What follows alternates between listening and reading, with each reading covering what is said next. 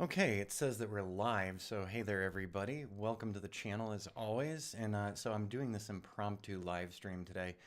I had a question from a subscriber regarding PTGui, using PTGui to stitch panoramas together from the Ricoh Theta Z1. So I use PTGui for doing things out of the Theta Z1 myself. I had some problems with the Ricoh's stitcher. From my Lightroom library on my Mac OS platform. So the requester asked something pretty simple, just how well does PTGui work, and can you do a quick video tutorial? So I've done two parts in answer to that question actually. So this morning I actually went and took a single photo out in our kitchen area with the Ricoh Theta Z1. And then I also did a multi-bracketed setup. So we're going to show a couple of things. We're going to show putting an image right into PTGui and why you might not want to do that, and you might want to take some steps ahead of time. And then we're going to actually take those steps ahead of time. So, all right, somebody's already popped up on channel. Good morning to you, and thanks for stopping in. So let's get right to this. So the question that was posed is, how good is PTGui at stitching, and could you use it in place of the Z1's stitcher? And the answer is yeah, you can definitely do that. So I took a couple shots, and before I show you the shot, let's take a look. So first I did a single exposure. I did it on normal mode, and I did it so that I could have a raw file. So I'm just pulling up screen capture so you can see my settings beforehand. And so let's take a look at the settings. So I set it up for normal shooting and no self-timer or anything, because I'm actually triggering it from my iPhone. And then I made sure file format that I did the raw DNG, and I did a JPEG. You can't, when you're doing the raw DNG, you have to do a JPEG as well. But we're going to be working with the raw DNG because that's the big question. The JPEGs, they're already sized for you and everything, so you don't need to stitch them. So let's go ahead and close that. And I'm going to open up the single stitch. So this is the DNG that I did. And welcome to the channel, everybody. So for an impromptu live stream, I'm surprised folks popping up.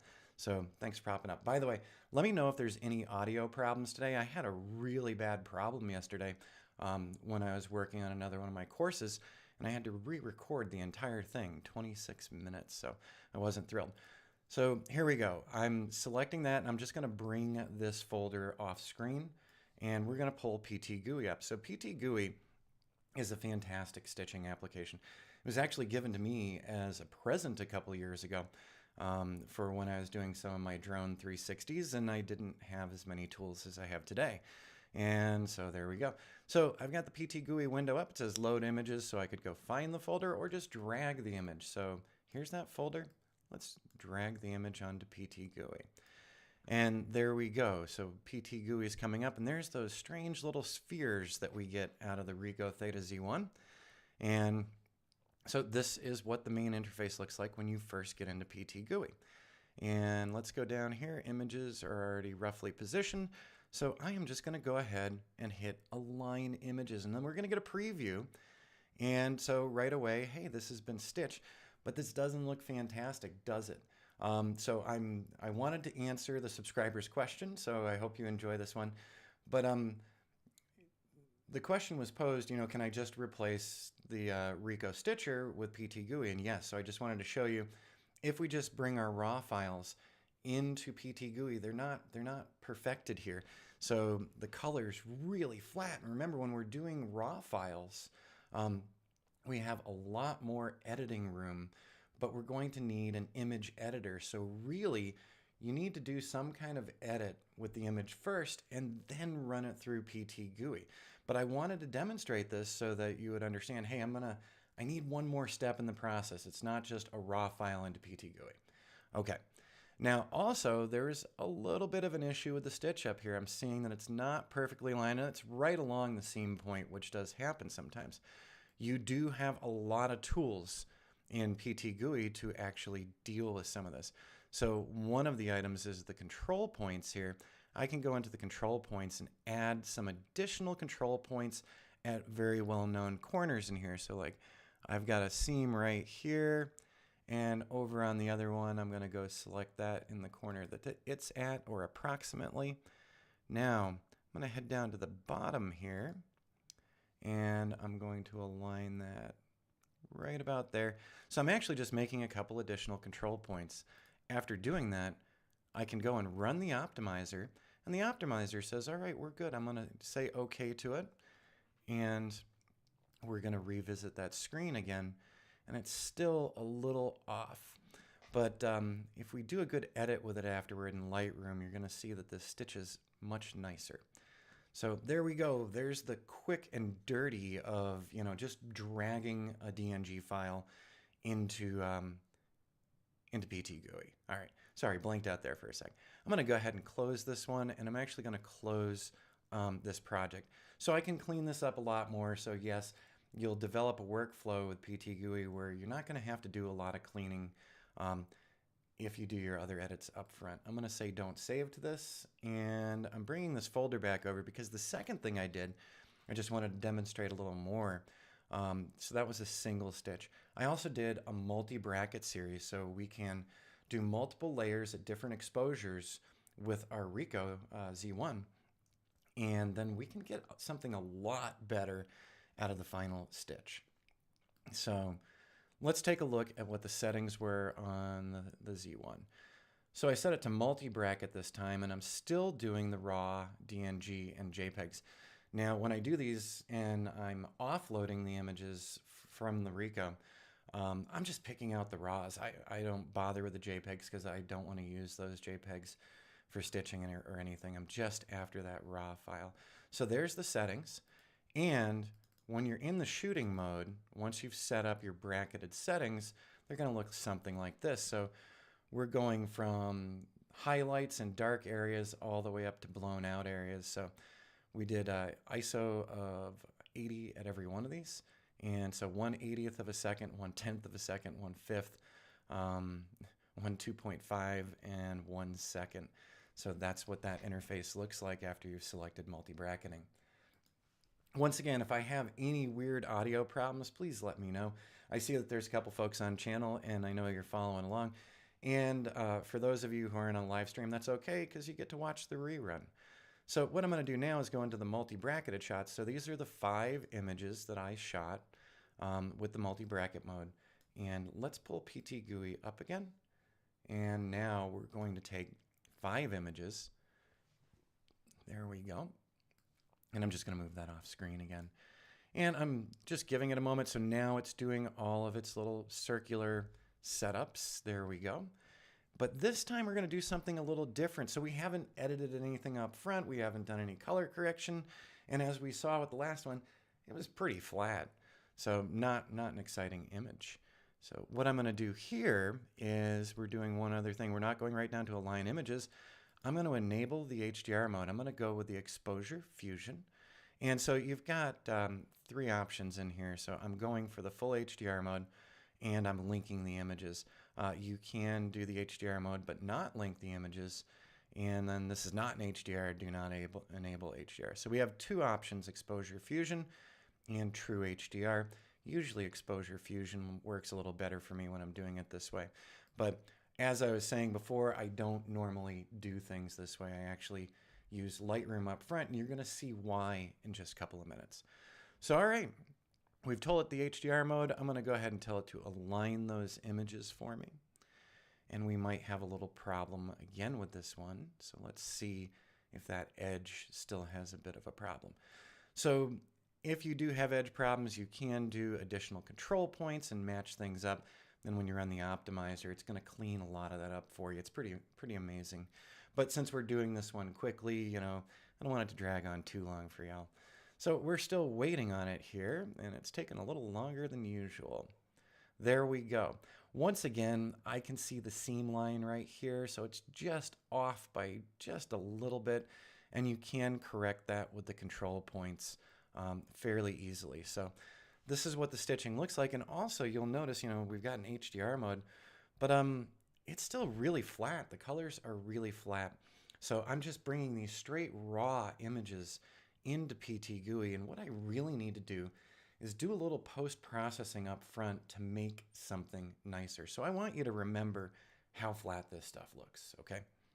And if you're wondering why I look over to the right-hand side, I'm just regularly checking to see if anyone's made any comments in here. So always watching over there. I don't want to miss anybody's questions or comments. So we're going to close this one down. We're going to close PTGui down. So the short answer to the question that was asked is, yeah, PTGui works pretty well at stitching these, and I got to do a little bit of correction afterward.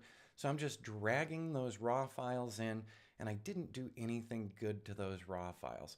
So we're going to take a second stab at this. We're going to do the single stitch, and then we're going to do the multi-bracket. But we're going to use Lightroom. So what I'm going to do, Lightroom is kind of the core of a lot of my post-processing work. It's where everything starts, and it's where all of my still images get stored. So we've got that single stitch, and what we're going to do is we're going to pull up Lightroom, and I'm just going to hit the G key. And I'm just going to move this folder off screen. And so this is my library for 2020. What I'm going to do is that DNG, I'm going to drag it onto Lightroom.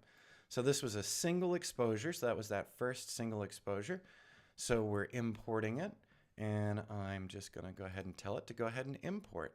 So in a moment, we're going to have that single one to stitch. But first, we're going to get a look at it. So definitely a little more excitement in the color here. It doesn't look quite as flat in here. And there we go. There's our little circular mode. So one of the things I'm going to try to do, so this was a single shot. I didn't do anything manual on the camera. I let the camera make the decisions. So there we go. So in the develop mode, I'm going to come down here because the highlights through the windows, I'd like to recover some of that detail if possible. So I'm going to go drop the highlights, and that's a big no. So that did not work for me at all. That went way too far. So let's see, if I bring the highlights down a little more, then I'm going to have to adjust that exposure up. Actually, for a shot like this, I'm normally going to do the bracketed mode. So I'm just going to be honest right here and say, you know, this is not one that's super workable in my mind. It's way too blown out in here, and if we start recovering the highlights, we do a lot of harm to other things. That's where the multi-bracket mode comes in. Or if you're trying to do something quick, you can always use the Z1's automated HDR mode, and it does an okay job. But from here, what we're going to do, so we're going to say, all right, we'll accept these windows. And I'm going to right-click here in Lightroom, and I'm going to go over to my edit in, and I've set up PTGui as one of my editors. Now remember, the last shots were pretty darn flat, so I'm going to hit edit in PTGui. And I'm going to tell it, yeah, let's edit the copy with Lightroom adjustments. So let's hit edit here. And we're going to have to wait for a moment while it's preparing the file for editing. And it's going to pop PTGui up for me. And there we go. We've got our two spheres there. And those are looking okay. There's no HDR going on here or anything. So all I'm going to do is go down below. And I'm going to say align the images. So now we're just waiting for that image alignment. And once again, we still have that little broken area over here. So, you know, maybe I should have moved the camera around a little bit, but I can always go in to the control points and do a little more correcting. We're not going to take a bunch of time on this for doing this. This is kind of experimentation for you as well as you start getting used to PTGui, but you can make a lot of control points in here. And I think I'm leaning up on the mic a little too much. My apologies for that. And we're just going to get those cornered areas so that they're looking a little better. So that's the number 6 flashing. So you can also see the areas that PTGui decided to use for our alignments here. Should I pick any more, or do I think that I'm doing okay? I think that I'm doing all right with those additional ones, the additional control points. So now I'm going to go back over and run the optimizer. And the optimizer says it's not bad, but it's still not great. So it didn't pick enough. Most likely, I should go in and do some more selections later. And let's take a look back at my preview window, and it actually did fix that pretty well. Take a look at that. So those little broken points there, I still have one more right down in here that I'm noticing, and I'm being a little nitpicky, of course. But so I could go in and do a couple more control points for that area. to get them lined up a little better. Now, if I'm satisfied with this, since we're not going to spend a lot of time on this, if I'm satisfied with it, I can go over to create panorama now, and I can give my width and height here. I can tell it if it's going to export as a JPEG or as a TIFF file or a Photoshop file. Once I've got the settings where I want, usually I'll set these to 6000 and I'll do them as a TIFF file instead. I'm not going to take you through that right now because we're going to do that with the multi-bracketed one next. So also the output file, normally it uses the default folder that it came from. So we exported this out of Lightroom and out of my Lightroom library. And if you look here, you'll see volumes, all galleries, my Lightroom libraries, my 2020 library. So it picks the folder where that image was originally launched from. So that's kind of convenient, especially if you're using Lightroom for managing it afterward. But we're not going to generate this one because we're going to use that multi-bracket as our final one for generating an image. So first thing I'm going to do is we can go ahead and just delete these two out of my Lightroom library. And now what we're going to do is in that folder, I made a second folder with the multi-bracketed shots. So there are 5 images from severely underexposed to pretty overexposed, and we're going to drag those in, and we're going to use Lightroom for a little prep work here that I think you're going to like. So let's drag these in, and there we go. So as you can see, pretty darn underexposed over here, all the way to slightly overexposed. Let's go ahead and import these into Lightroom. So this is my normal workflow when I'm going out and we're doing some higher end 360s where I'm using multi-bracketing. When I come back to the office, I offload all the raw files, and then what I do next is I actually use Lightroom's HDR feature. It's not really a true HDR in comparison to some of the other HDR tools out there, and that's why it actually works out better for me. So let's highlight these. I'm just checking over on screen again to see who's on channel and if anyone's asked any questions. I've selected in Lightroom the 5 images. And now I'm going to right click and I'm going to go down to Photo Merge. And I'm going to merge an HDR. So I clicked on that, and this is Lightroom's HDR settings. So look at this. This is pretty different from any of those 5 images that we had there. We can do an auto align. We're going to do auto settings with this. I'm going to leave the auto align off because I've never really needed it. I could create a stack when I'm done to stack the final image with the rest, but I'm not going to do that with this one.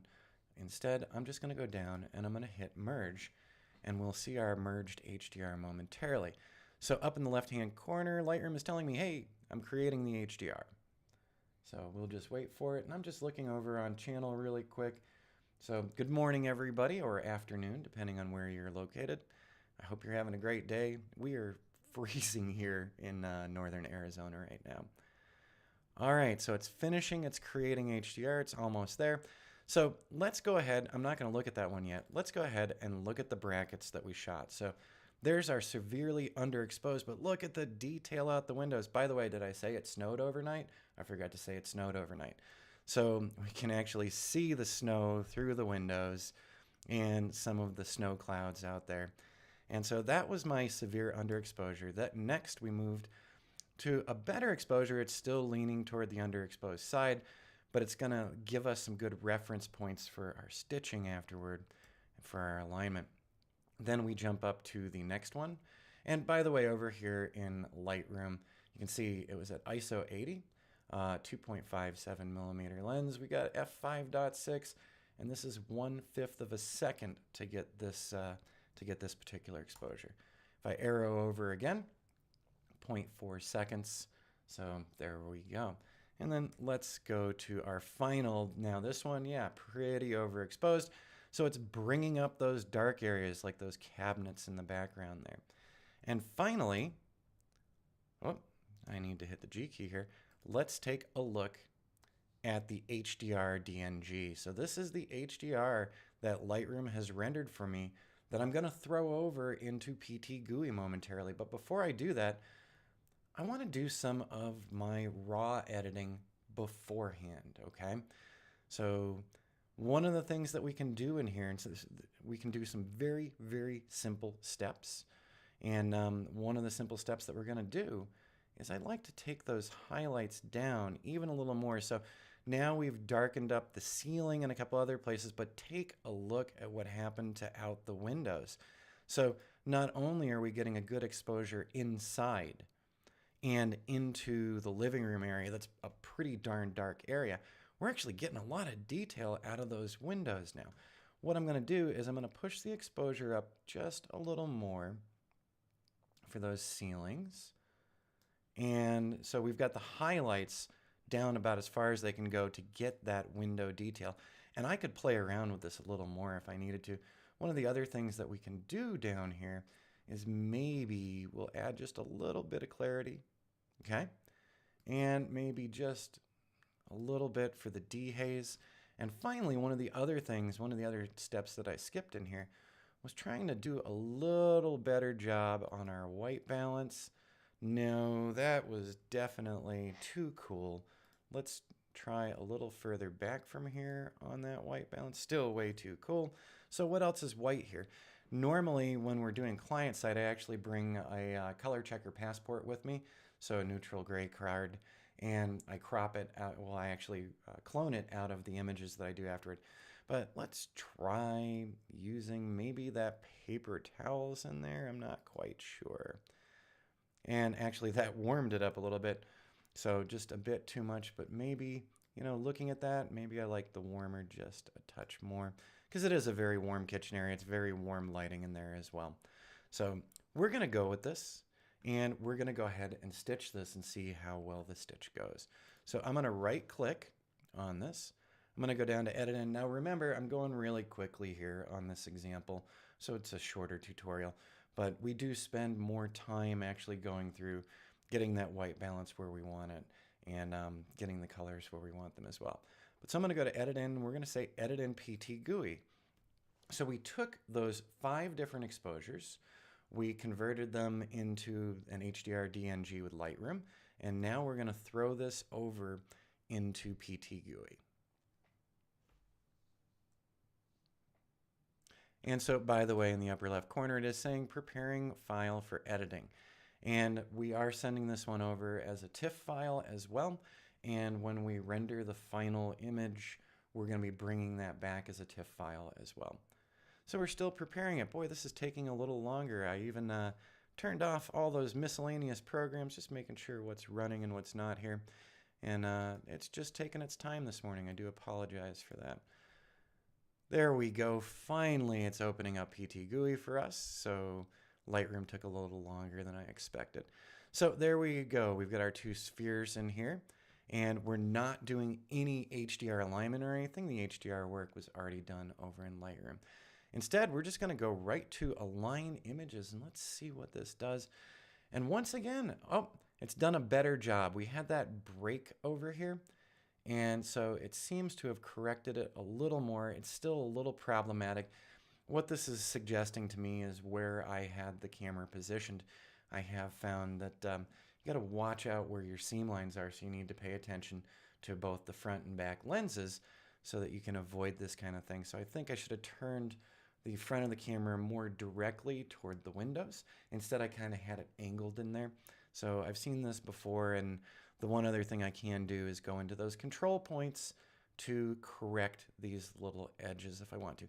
Now, the one other thing that I want to point out here to you, remember in the last ones that we did where we didn't throw it in the Lightroom and do any other raw editing beforehand, it was pretty darn flat. It was super flat. And, you know, let's be honest about it. It didn't look great. So with that in mind, I wanted to do the Lightroom work up front so that we had more color and that we could actually work with darkening those windows down. And by the way, over here on the left-hand side, I can see where the other alignment on the seams is not doing so well as well. I'm just going to grab a couple control points just because it's bothering me. So, all right, let's take a look in here. And you can see that, that we do have a couple additional ones. So I'm going to go down to the bottom corner of that sliding door, right at that corner. And then I'm going to do the same over on this side. right about in here. And so PTGui does get the idea of where you're pointing into. So it's a pretty smart program when it comes to stitching. So if you add a couple additional ones in, PTGui is going to work with you on this fairly well. So I think I'm just going to add that one right there because it does have those other points on that side. The one thing that I can see here is that maybe the stitch on this side, because it did not give me too many control points here, did it? So I could rerun that again. I'm also going to go over to the optimizer. I'm going to run the optimizer. And now the optimizer is saying this is good. So with that additional reference point, it's done a little better. And let's take a look, whoops, and see if it's fixed things a little more. So on the left-hand side, that's looking a little better. We do have a little chunk right here that I'm not thrilled with. And I can also see it bent in here a little bit. We could also try doing some corrections in our final photo editing afterward if we wanted to. Let's say that I'm satisfied with this one, which I'm not fully satisfied with this one. I definitely need to line up the lenses a little better for the next time and not stick seam lines on things like the middle of the slider door. So that was a bad call on my part. And remember, we can actually preview things through the Theta's app on our Android or on our iPhone. So if you're seeing that you're going to have seam lines right along these types of hard edges, maybe rotate the camera a little bit. So let's say we want to export this and that we're satisfied with it and that I didn't screw up for this example, which I did. But what I'm going to do that as 6,000. I'm going to go to a TIFF file because I'm probably going to want to do some more work in Photoshop on this afterward. And also in the settings, we're going to go ahead and do 16 bits per channel and say OK to that. And since I launched this from Lightroom, you'll notice that my output file is going to my external volume called All Image Galleries. And then I've got a folder called Lightroom Libraries and a 2020 Complete. And then the final place where this was launched from. It's going to be imported back with a -hdr panorama.tiff. And so I'm going to go ahead and say create that panorama. So once again, we're pretending that I liked my stitch.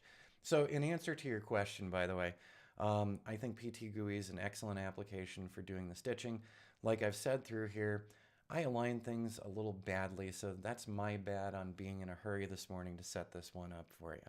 So I do apologize for that, but normally 9 times out of 10, I don't have any stitch problems whatsoever with PTGui. And just keeping in mind where we're lining things up is going to help us out a lot.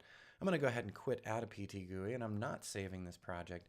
But what I wanted to do now is I'm hitting the G key, so for the grid view back in Lightroom, and you'll notice, hey, where's that TIFF file? We didn't get that TIFF file. Well, I'm going to go up. Let's see here, actually. I need to go to my folders, and I need to go to my 2020 folder. And what I'm going to do is right-click in here. And now I'm going to synchronize the folder. So it has created the new image, it's created the new TIFF file, but it hasn't been imported back into Photoshop. So it's in the folder where all of our other shots are, but I just need to synchronize that folder in Lightroom. And you're going to see here, import new photos, and it says there's one new photo in that folder now. So I'm going to go ahead and click synchronize. And so we're just waiting for it to synchronize up in the left-hand corner. It's saying synchronizing folder 2020. So it's doing its job for me. And let's take a moment to be patient. And there we go. So there's that new TIFF file. And like I said, we did do a little bit of a bad job on that stitch right in there. You can see it. So I definitely should have aligned those lenses a little better and paid more attention to what I was doing through the view screen on my iPhone. So not terrible, but this is not something I would present to a client. So I would, pay closer attention on those seam lines. On the left-hand corner, this is also where the other seam line is. So this one actually did a little better this time around. Looking in here, just scrolling around in here to see any other major issues, and I'm not seeing any big issues. So the biggest issue is that alignment in there. So what I would do normally is go back and reshoot that one. Or if I wasn't certain, I might take a couple of series. Hey, I've got enough storage space on the camera to do that, so why not? So there we go. PTGui does do a decent job of doing the stitching, especially if the photographer's paying attention. And just doing it from your raw files direct to PTGui is not advisable, even with their HDR settings, because you are bringing a raw image in, and the raw image, the expectation is that you are going to do some adjustments in the raw. Hey, good morning, Michael. How are you doing today? So, impromptu live stream today, answering a question for another subscriber here. So I figured why not live stream it and take a few moments to walk people through and show them the differences in the stitching with PTGui after we've used the Theta Z1. So hope, I don't know when you slipped in, but I hope you've enjoyed this as well, because we're just about to wrap up on this one here. And so like I said, it's going to take a little bit to get used to PTGui and the fact that you can add additional control points if you have something that's a little off. You can also do some more corrections afterward in a Photoshop or an Affinity Photo or GIMP or, other photo editing programs like that. But yeah, this one would not be a presentation to a client just because it really bit that right in there. Like I said, we could, do some clone stamping tool, but normally when exporting these bracketed images that are put together as an HDR in Lightroom, things line up really well. So I also know where I position the camera, that I've done this before. So excuse me there. I should have moved the camera back a little bit and paid closer attention to how it was framed up. All right, so I hope that answers the question for the subscriber, and I'll drop a note back to his question. I'll give him a reply to let him know, hey, there's a video up for you if you want to check it out. But the biggest lesson, the biggest takeaway I personally feel from this one is, okay, we go out and we do our shots with the Theta Z1 and we're shooting in RAW. When we come back, we should have some additional post-processing, whether it's Photoshop or Lightroom or Affinity or another editor. You should do some of your raw work now. And then once that raw work is done and you've got the colors where you want them and white balance where you want them, that's when you're going to run it through PTGui and not before. And the same thing goes for the Ricoh Theta Stitcher as well. I would suggest doing your raw edits before running it through the Stitcher so that you get your colors where you want them.